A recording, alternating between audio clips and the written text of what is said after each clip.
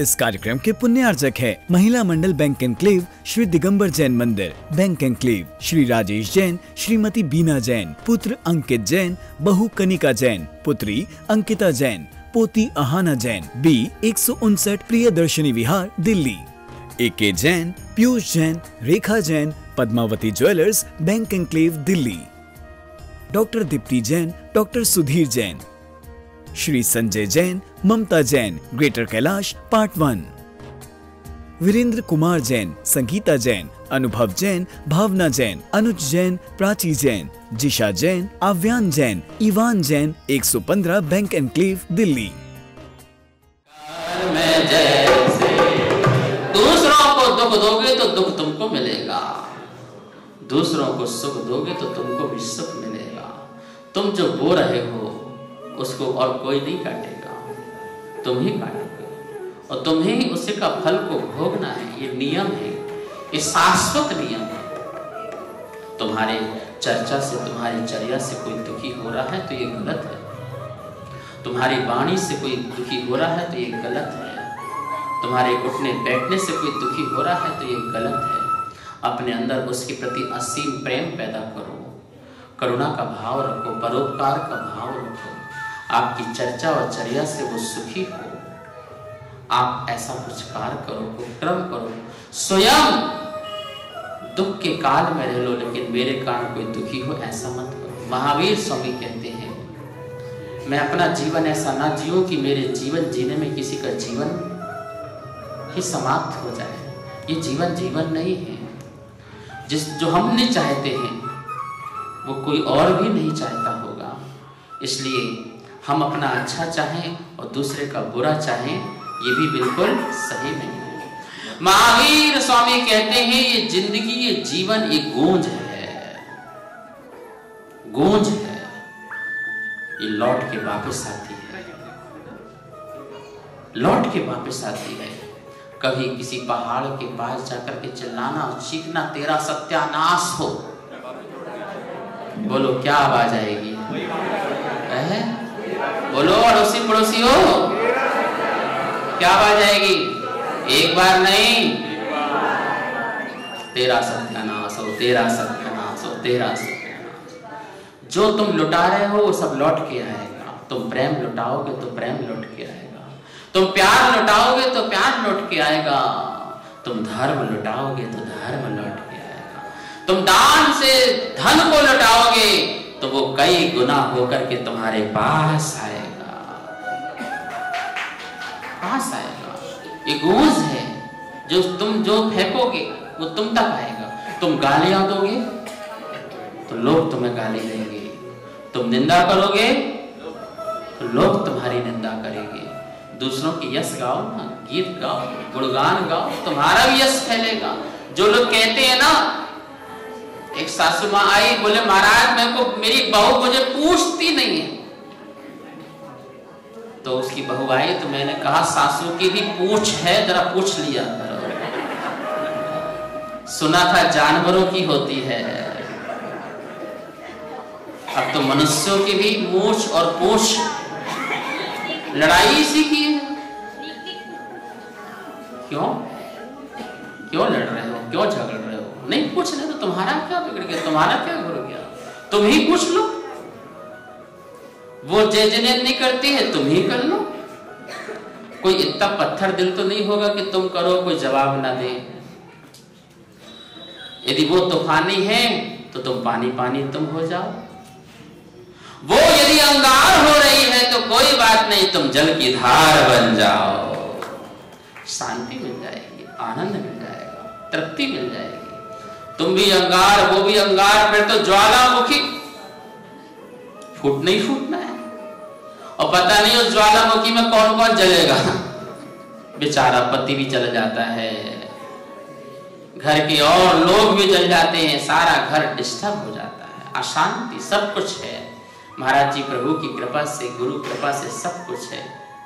घर है, दौलत है, संपत्ति है, शौहरत है, सब कुछ है। और नहीं है तो क्या नहीं है? पता नहीं शांति अम्मा कहाँ गई हो है? अब तुम खूब शांतिनाथ विधान कराते रहो, कहाँ शांति मिलेगी? एक सासू माई बोले महाराज मैं घर की शांति के लिए शांतिनाथ विधान कर रही हूं। मैंने मत करो। बोले क्यों? बहू को एक डायमंड का हार दे दो, सब शांति हो जाएगी। क्या चक्कर में पड़ी हुई हो?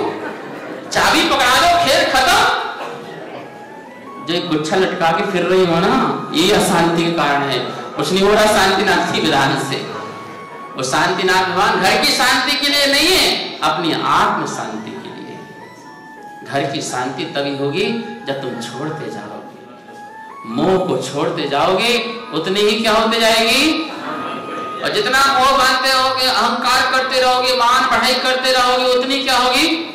खूब करो शांतिनाथ विधान, वो तो अपनी स्वयं की शांति के लिए। समझ में आ रहा है ना? पुण्य पाप दोनों छोड़ो का मतलब है मुनि अवस्था बनकर के ध्यान अवस्था में जाके दोनों विकल्प खत्म कर दो। लेकिन गृहस्थ जीवन में पहले पाप छोड़ो, पाप को छोड़ो और फिर पुण्य के साथ लग जाओ। और एक समय ऐसा आएगा कि मुनि बन जाओगे तो पुण्य भी छूट जाएगा, ध्यान में चले जाओगे, कोई विकल्प नहीं किसी चीज का, अपने आप में ध्यान में चले जाओगे। ये मन, महावीर स्वामी कहते हैं हे भव्य जीवो, ये मन ही पाप को पैदा करता है और ये मन ही पाप को नष्ट करता है। जल की तरह जो कीचड़ ही पैदा करता है और कीचड़ को शांत भी करता है, कीचड़ को स्वच्छ भी कर देता है, ये मन है। इसलिए मन को संभाल के रखो। भावों की पगडंडी पर सरपट दौड़ा करता मन, भावों की पगडंडी पर सरपट दौड़ा करता मन, और भावों भावों में ही यह कर्म सजोया करता मन। भावों की पगडंडी पर सरपट दौड़ा करता मन, और भावों भावों में ही यह कर्म सजोया करता मन। भावों भावों में ही यह कर्म बांधता है ये मन, भावों भावों में ही यह कर्म बांधता है ये मन, और भावों भावों में ही यह कर्म काटता है ये मन। भावों की पगडंडी पर सरपट दौड़ा करता मन, भावों की पगडंडी पर। ये हमारे भाव और उसमें मन भागता रहता है। भाव को संभाल के रखो। भाव बिगड़ते ही भविष्य बिगड़ जाता है, भाव बिगड़ जाते हैं। भाव सुधरते ही भाव सुधर जाते हैं, भविष्य के तुम भगवान बन जाते हो। भावों को संभाल के रखो। भाव ही शब्द बनते हैं, भाव ही शब्द बनते हैं, शब्द ही तुम्हारी क्रिया बनती है, क्रिया ही तुम्हारा चारित्र बनता है, और चारित्र ही तुम्हारी आदत बनती है। कहां से प्रारंभ कहां तक चलता है। भाव में जो आता है वो शब्द बन जाते हैं। भाव में बहुत आ रहा है कि इसको गाली देना है, तो एक दिन ऐसा अवसर आएगा, ऐसा निमित्त आएगा कि तुम बरस पड़ोगे। भाव में आया है इससे पिटाई करना है, मारना है, भाव में तो आ गया ना। एक दिन शब्द में भी, और शब्द में नहीं क्रिया में भी आ जाएगा। हाथ भी उठा दोगे और क्रिया में नहीं, वो तुम्हारा चारित्र ना बन जाए, तुम्हारी पहचान ना बन जाए, कहीं वो आदत में ना आ जाए। इसलिए भावों को संभाल के रखो। भाव में ऐसे विचारों को मत आने दो।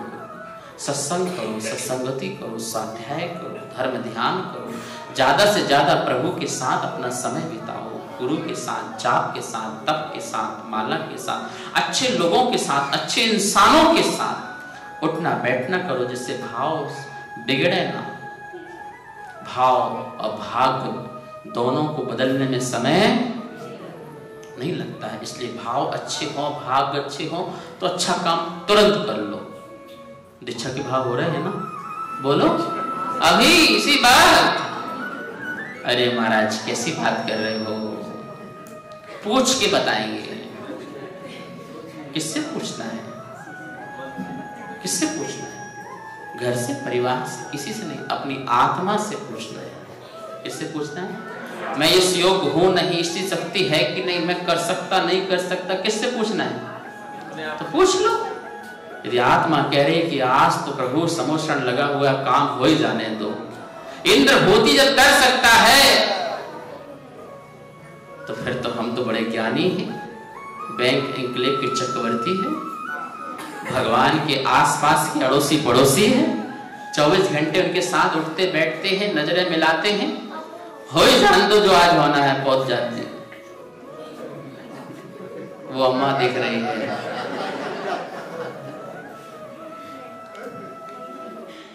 आत्मा का स्वभाव का कितना सुंदर उदाहरण दिया यहाँ पर कि जल अग्नि के निमित्त से गर्म हो जाता है और अग्नि को हटाओ तो जल शीतल हो जाता है। शीतल का कभी अभाव नहीं होता है, शीतल तो शीतल रहता है, लेकिन निमित्त के कारण वो इस प्रकार से हमको लगता है। गर्म में भी शीतलतापना का अभाव नहीं हुआ है, गर्म होने पर भी उसमें शीतल का स्वभाव त्रिकालिक उसके अंदर है। यदि वो शीतलता का स्वभाव हट जाए तो 3 काल में भी वो शीतल ना हो पाए गर्म होने के बाद, उसका स्वभाव उसमें ठहरा हुआ है। उदाहरण दिया है, जैसे वो जानते हो कोयले की अंगीठी कितनों ने देखी है? खाना कितने ने बनाया है? आप नीचे में देखी है टीवी में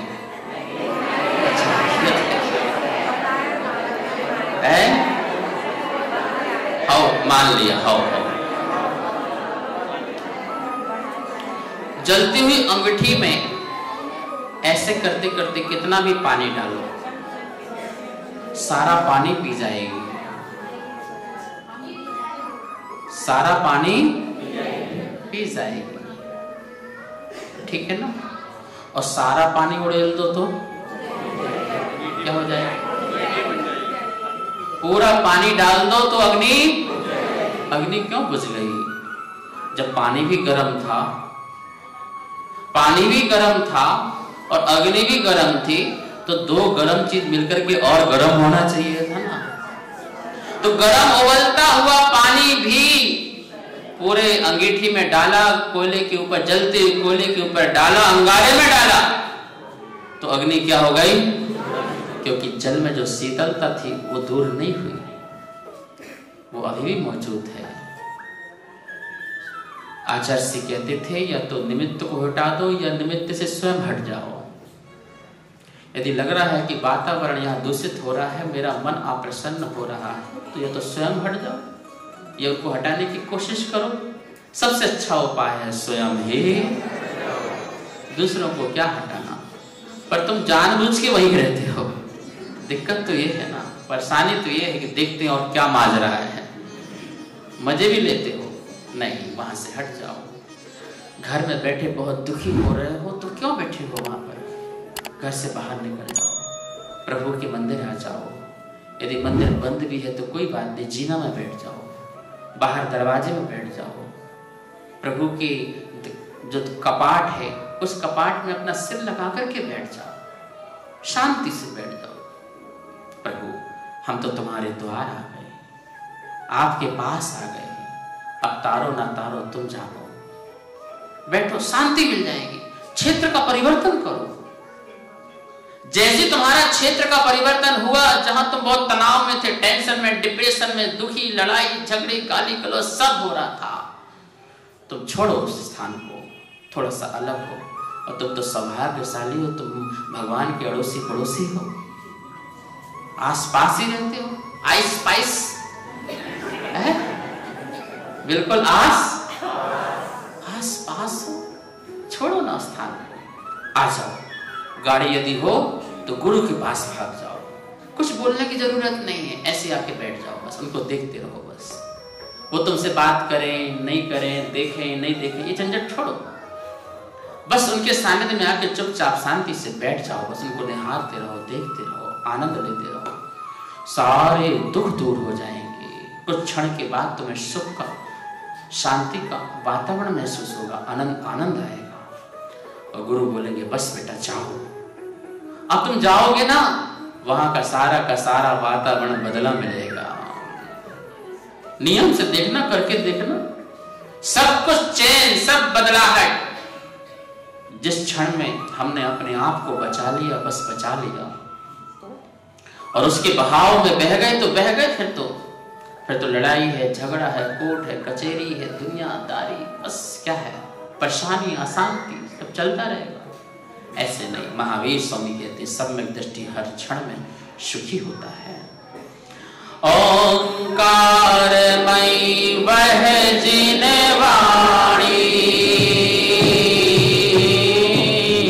हो जीव मात्र की कल्याणी, होती अष्टादश महाभाषा,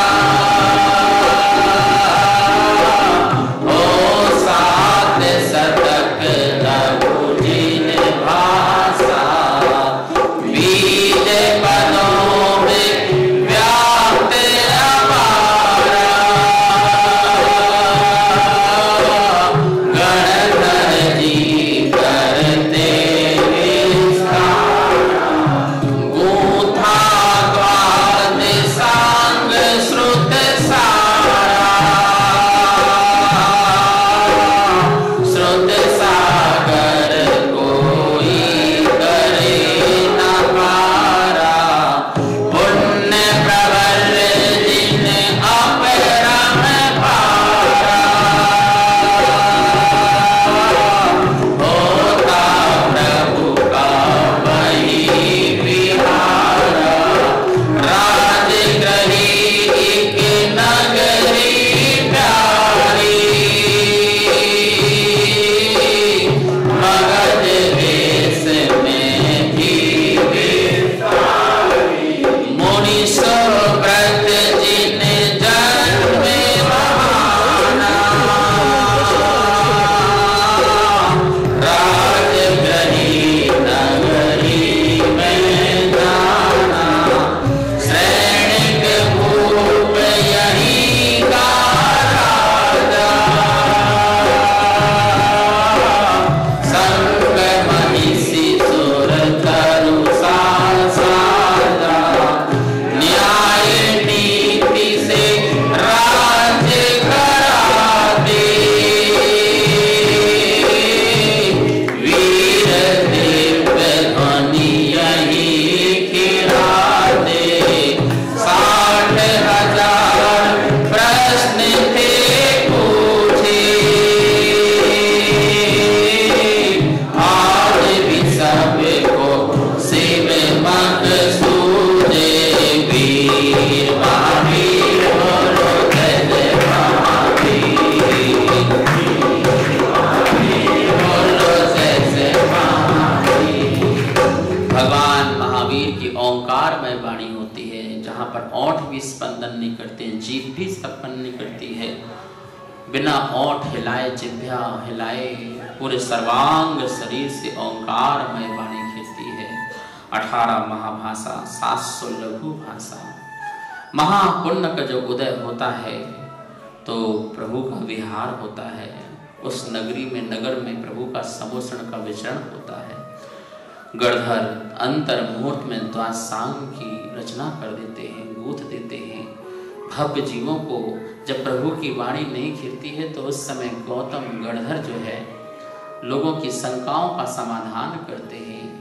मगध देश का राजा श्रेणी, जिसे बिंबिसार भी कहा गया है, वह महावीर स्वामी का भक्त होना और 60,000 आत्मा के प्रश्न पूछे, आत्म कल्याण के प्रश्न पूछे। कितने प्रश्न? 60,000।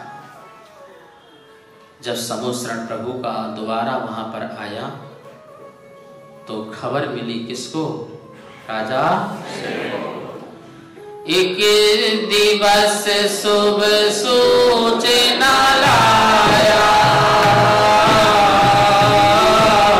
वन रक्षक दरबार में आया, सट ऋतु के फल फूल अपारा, कर समर्पित नृप सुखकारा, वाह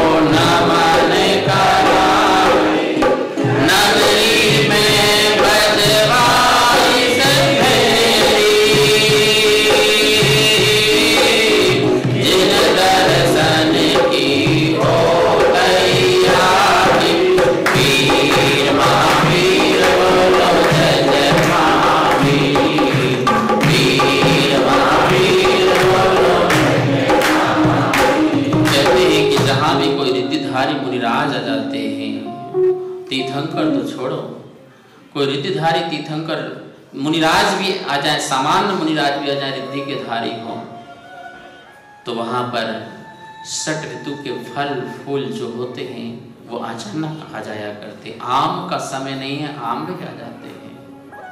ऐसी कितनी वस्तुएं जो हैं अपने आप, गायें जो हैं अपने आप दुग्ध देने लग जाती हैं, दुग्ध की धारा निकलने लग जाती है, वातावरण शुद्ध हो जाता है, जलवायु शुद्ध हो जाती है, प्रगति का वातावरण को चेंज हो जाता है। कितना दिव्य भव्य उन जीव का पुण्य होता है कि उसके प्रभाव से सारा मौसम करवट बदल देता है।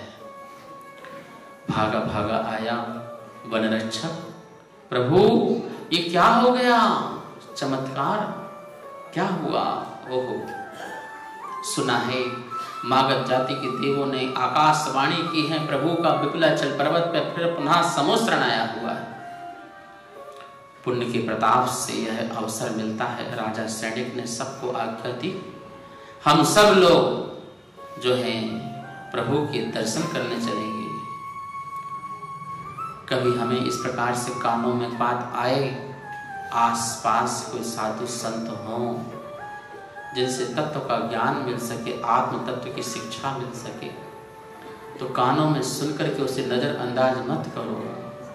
यदि हिम्मत है, ताकत है, श्रम है, साधन है, तो उसका उपयोग करो, जाओ भागो। न जाने कौन सा शब्द तुम्हारे कान में उनके मुख से चला जाए और तुम्हारा वहीं से कल्याण का मार्ग खुल जाए। अवश्य जाना चाहिए। प्रभु मौन है, गुरु मुखरित है। इसलिए कहते हैं कि गुरु से ही व्रत लेना है, गुरु से ही नियम लेना है। जब तुम कोई व्रत और नियम मांगोगे तो गुरु तुम्हारी शक्ति देखेंगे, तुम्हारी सामर्थ्यता देखेंगे, तुम्हारे भावों को देखेंगे। उस हिसाब से तुम्हें व्रत और नियम, त्याग, तपस्या का मार्ग बताएंगे।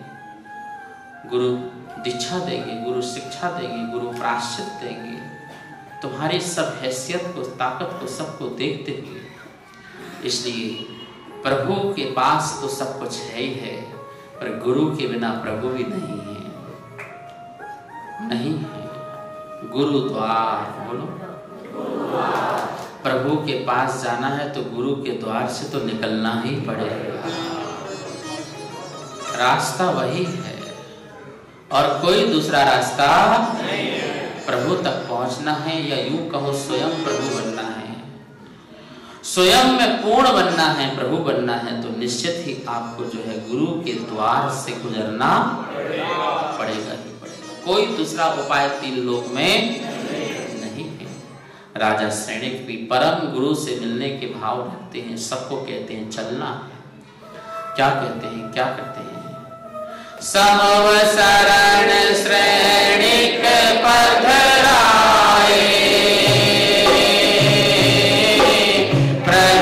प्रजाजनों को साथ में लाए, की अष्टांग वंदना स्वामी, नर प्रकोष्ठ तिष्ठे अभिरामी, दिव्य ध्वनि कीर्ति मन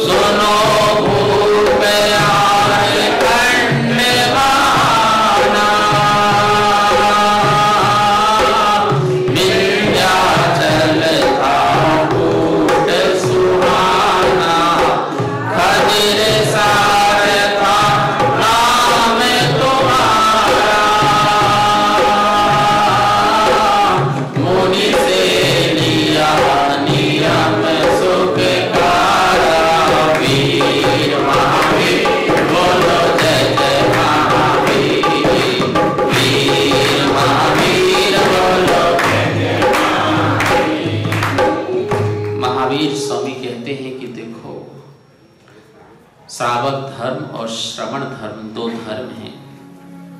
श्रावक धर्म आदमी को इंसान बनाता है और श्रवण धर्म आदमी को भगवान बनाता है।